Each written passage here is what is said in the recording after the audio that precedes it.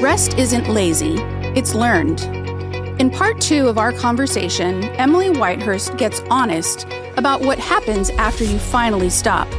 The anxiety, the silence, and the first time you actually feel a feeling in your body. She shares how Tai Chi, breath, and tiny moments of stillness helped her find a new baseline, and why managing your attention is a superpower every woman needs. This episode is a guide for anyone who can't remember the last time she truly rested, but knows something has to change. Share this episode with a friend who keeps saying she'll slow down someday, and consider making a donation at therose.org. Emilee, we've talked so much about what you did, sort of, and how it made you feel, but I'm still going, well, how? How did you do this? And I do appreciate so much that you have a couple of practices that probably didn't have time for when you were in that working environment. Yeah, not as consistently as I would like, yeah, for sure. Okay. Yeah. But how did you take that first step to even do that? So what we're trying to figure out how to share right now, as I understand it, is if somebody wants to take a pause for however long, for just because they know they need a break, and they're able to find the sort of at least enough of a financial cushion to step away. Many professions have this built-in notion of a sabbatical, and a clergy, certainly does. So this idea of a sabbatical for one's own self to reground, reroute, reconnect, so that you can come back and do your purpose is a really valuable one, and not one I've made up for sure. So I think what we want to figure out together is, and I'm just reflecting on this myself, so hopefully it'll be beneficial to people, is how do you actually go about doing that? What does that actually look like? And I can tell you the biggest anxiety I had about it is that if I do this, I will just descend into, I will be a lazy, no good, worthless kind of human. I just didn't know how to allow myself the luxury or the privilege or the right to take a break. And so I think one of the first things people need to reckon with is that inner voice that's telling them that they can't afford to rest, they can't afford to stop, they can't afford to reconnect with their body and get feeling good, because if they do, they will never be able to function the way that the society expects them to function. And that may be true. So that you may not be able to come back and play the game the way you used to. And so you're going to have to decide somewhere in there that game's not worth playing. You're going to have to decide somewhere that game's not worth playing in the same way. On the other hand, I can't prove this yet because I'm still in this process, but I am certain that whatever I end up doing next, the person that I will be bringing to the table, the kind of contribution that I will be able to make because I've taken this time to rest and reconnect, will be much more aligned and attuned to my highest and best use. I will be bringing to the table what I and only I can bring, because I will be a whole healthy person versus feeling like I have to function in a way that is counter to my best interest. But there is a set of mores and expectations, and there's a culture around work in the United States, I think maybe more so, well, I can't say, but, we don't think that we have this right to rest and to be whole humans. And really what I have found is that to do that, it is tough to do it if you're at working 50, 60, 70 hours a week. It's tough to do it if you, as any parent does, have to put your children first always so that they have a safe, secure, stable environment and also work. And then your parent, it's not easy. It's not an easy balance to strike, but in any given week, if 70 or 80 hours, 60, 50, 40, depending on what your needs are, is dedicated to a set of activities that don't nurture your well-being, and I mean very practically, like sitting at a computer, hunched over, not moving enough, not having time to eat, those kinds of things actually take a toll. Like if you wanted to design a torture for somebody, put them in a cold room, hunched over in front of a screen for 40 hours a week, that would be torture. You could torture. You're right. You could say this is a torture. This is not, and I think COVID was true. You became so focused on these screens and sitting there, and it's like a soul-sucking kind of experience. It's not healthy. So how much time do you spend outside? I do. That's such a good question. We are in Houston, and Houston is hot a lot of the times of the year. And but I think being connected at some point of every day with nature. I mean, it's and it can be as simple as just like walking to your car and taking note. I mean, I now notice, like today I was driving up Shepherd. I mean, how many times I drive up Shepherd, and I noticed a hawk sitting on a wire, a beautiful hawk. And that, that's like, but I wouldn't notice that if I'm like this, I wouldn't have the wherewithal to listen to my own body or to nature's cues. But I think time outside, I think connecting with the natural world is so, so essential for holistic well-being. Right. So you don't feel like your mind has slowed down? Oh, I think it probably has. Now, it's not clear if that's menopause brain, like brain fog, but I certainly would not want to take an IQ test now compared to where I was in my 20s. See, you're talking in a whole different way. Don't you feel like you're more creative now? Think about what you just said. You noticed the hawk. Yeah. You're able to see things.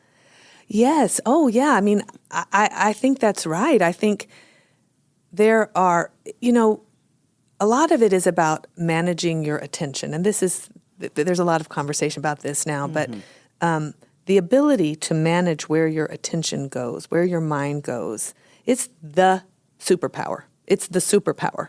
And recognizing that so much of the reality that we live in is one we are creating based on the assumptions and habits that we've cultivated, maybe for good reason over time, but they're not necessarily serving us, or we think it's reality and it's not. It's our imposition on reality that we can change. We can change that. We don't have to think and be the same way that we've always been. And so really figuring out how to disconnect, slow down enough to get a handle on where is my attention going, what are the stories that I'm living in, and do I want those to be my stories? How do I should get to author my story. True. Right? And but to do that takes intention and time, because otherwise you're in habit mind. You're just in habit mind. And we really are taught, unfortunately, I think, that the external reality determines our internal experience. Like, if I get in a car wreck, of course I'm supposed to be upset and outraged because that person pulled in front of me. Or if I don't get this job, of course I'm supposed to be upset. But what if we get to decide how we want to respond to anything that happens to us? That's so true. What if we get to decide that we want to put our attention, manage our mind in such a way that we're creating the outcomes that we want? What if that's our birthright? But you can't do it without a body breath practice, because if the mind can't fix the mind. The mind is not. It's a body, mind, breath practice that allows us to interrupt those habitual modes of thinking and redirect our attention to what we really want versus what we don't want. So do you think you're taking this time off has formed or been an example for your daughters? How are you trying to instill this in your daughters? Yeah, that's such a good question, because, they are at 15 and 13. They're in this just marvelous period where they are really becoming themselves, and they're becoming, their appearance, who they are in the world it's important that they really express that right now through their appearance. And that's a really valuable undertaking. Right. I love watching them develop their sense of style and their sense of aesthetics, and that bring their sort of energy into the world in a way that feels like they're organizing themselves into a self. It's a beautiful process to watch. And in some ways, that's got to get formed, because you can't function in the world if you don't have something like that, and you hope Right. it's, grounded in love and healthy. Then over time, there is, I think, an opportunity always to kind of recreate yourself depending on who you want to be and what patterns aren't working for you anymore, or what Right. lines of thinking aren't serving you anymore. And that's a practice. That's not a one and done. That's a constant sort of practice of reimagining your life in ways that are consonant with what you want, not with what you don't want or what you feel like has to be. So it's the interruption of those thoughts that we don't think we can interrupt, but you have to interrupt them. Mm-hmm. It's stillness. Mm-hmm. It's learning your breath and your body wisdom. Yeah. At the end of the day, Dorothy, to me, it always comes back to love. Yeah. It just comes back to love. It really does. It's like, do you really know what love feels like? Do you have that for yourself, and do you have that for the people? I mean, one of the mantras that I say, so when you're in this process of interrupting the mind with the body and the breath, it is helpful to have something to replace. And I've learned this from my teacher, so I don't want to be like, I want to give credence to my teacher, Henderson, who's helped me learn this too. But if you can replace the habit mind with a different type of thought and put your mind's attention on that phrase. So one of the mantras that I say is, I love and am loved by those around me. I love and am loved by those around me. Just consistently saying that. And that, for me, helps my body relax. I'm just, and I love and am loved by all those around me. And that's really true. It's really true for me. I love my children. My children love me. I love my parents. I'm lucky in that way. But saying that also helps make it true. I believe that. Yeah. And when people, and I do want to say this because of my work at the Houston Area Women's Center, knowing what love feels like and knowing what it's not, and being able to be in an environment where you love and are loved by the people around you is probably the most important thing. And so anything I ever want to be about, and I believe this is what the Houston Area Women's Center is up to fundamentally, is to advance love and healing and liberation from dynamics that aren't kind and safe.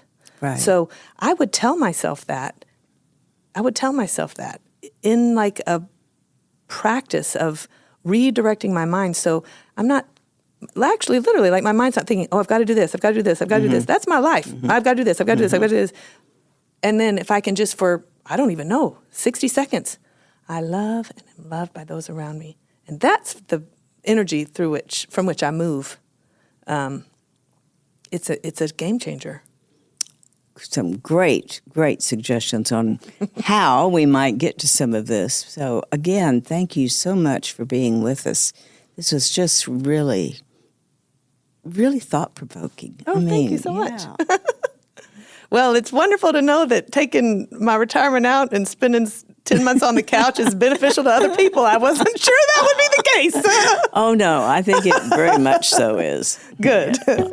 Thank you for joining us today on Let's Talk About Your Breasts. This podcast is produced by Speak Podcasting and brought to you by The Rose. Visit therose.org to learn more about our organization. Subscribe to our podcast, share episodes with friends, and join the conversation on social media using hashtag Let's Talk About Your Breasts. We welcome your feedback and suggestions. Consider supporting The Rose. Your gift can make the difference to a person in need.